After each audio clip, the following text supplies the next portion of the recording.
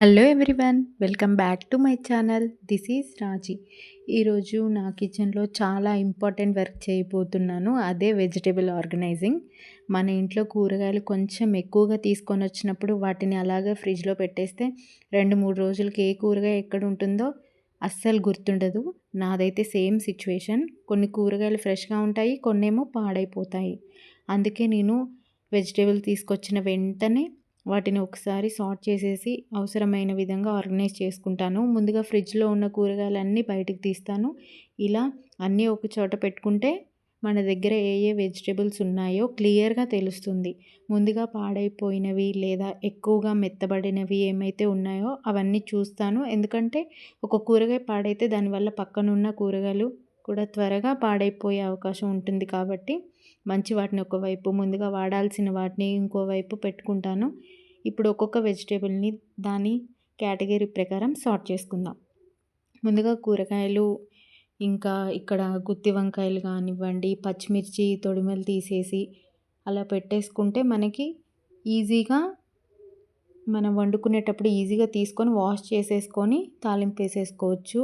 అలా చేయడం వల్ల, ఆ తొడిమలు తీయడం వల్ల ఏమవుతుందంటే ఎక్కువ రోజులు నిల్వ అనేది ఉంటుంది మనకి. నేను అలా చేసేసి ఒక బాక్స్లో స్టోర్ చేసేసుకుంటాను. టమాటాలు ఇంకా ఎక్కువగా ఉంటే ఒకేసారి అన్నీ ఫ్రిడ్జ్లో పెట్టకుండా అవసరాన్ని బట్టి విడిగా పెట్టుకుంటాను.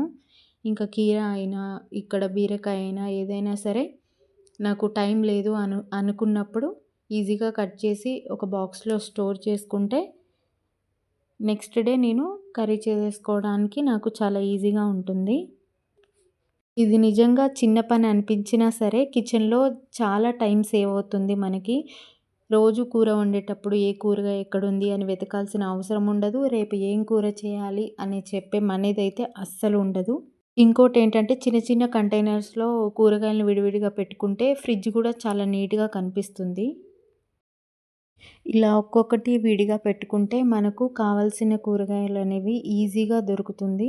ముఖ్యంగా ఉదయం ఉదయం టైంలో లేదా తొందరగా వంట చేయాల్సినప్పుడు ఇది చాలా ఉపయోగపడుతుంది. ఇక్కడ నేను పొట్లకాయ అనేది క్లీన్ చేస్తున్నాను. పొట్లకాయ నేనైతే గల్లుప్పు ఇంకా పసుపు వేసి ఇలా పైన అలా వైట్‌గా ఉంది కదా! అదంతా పోయేంత వరకు రుద్దేస్తే శుభ్రంగా క్లీన్ అవుతాయి. అలాగే కొంచెం స్మెల్ అనేది లైట్‌గా తగ్గుతుంది. ఇక్కడ నేను కట్ చేసేసి ఒక బాక్స్‌లో స్టోర్ చేసుకుంటున్నాను. నేను ఇది ఒకరోజు పొట్లకాయ పెరుగు పచ్చడి చేసి మీకు వీడియో షేర్ చేస్తాను నాకు కుదిరితే. ఈ కీరా కూడా ఒకసారి అలా పీల్ చేసేసి రౌండ్‌గా పీసెస్ కట్ చేసుకొని ఒక కంటైనర్‌లో స్టోర్ చేసుకుంటున్నానండి. అలా చేయడం వల్ల నేను మార్నింగ్ ఒక్కొక్కసారి బ్రేక్‌ఫాస్ట్ ఏమన్నా స్కిప్ చేసినా సరే నేను అవి తినేస్తూ ఉంటాను. ఈవినింగ్ అయినా లేకపోతే ఎప్పుడైనా ఫేస్ ప్యాక్ పెట్టుకున్నప్పుడు ఐస్ మీద మంచిగా చల్లగా ఉండడానికి రిలాక్సింగ్‌గా అనిపిస్తుంది.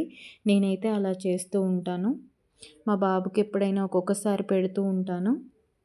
అలా కట్ చేసేసుకొని నీట్‌గా స్టోర్ చేసేసుకున్నాను.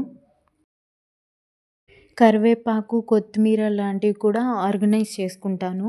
మన కిచెన్ ఎంత నీట్‌గా ఉన్నా ఫ్రిడ్జ్ మెస్సీగా ఉంటే మొత్తం కిచెన్ అంతా కూడా మెస్సీగా అనిపిస్తుంది. అందుకే నేను వారానికి ఒకసారి అయినా ఫ్రిడ్జ్‌ని చెక్ చేసుకుంటాను.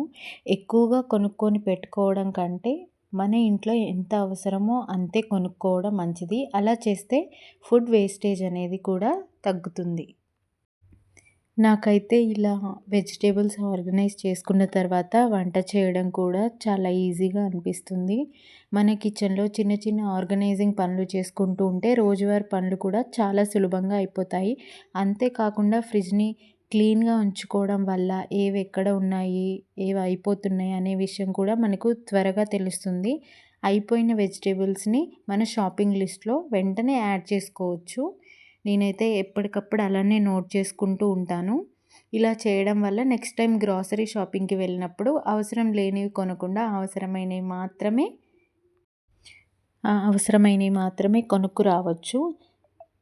ఇక్కడ మీరు కూడా ఇలా నేను చెప్పిన విధంగా సార్ట్ చేసి ఆర్గనైజ్ చేసి చూడండి. మీరు కూడా కిచెన్‌లో చాలా టైం సేవ్ అయినట్టుగా అనిపిస్తుంది. ఇలాంటి kitchen organizing, cooking, home routine videos కోసం నా ఛానల్‌ని సబ్స్క్రైబ్ చేయడం మాత్రం మర్చిపోకండి. ఈ వీడియోలో మీకు ఏం నచ్చిందో నాకు కామెంట్ రూపంలో చెప్పేయండి. Bye bye, take care.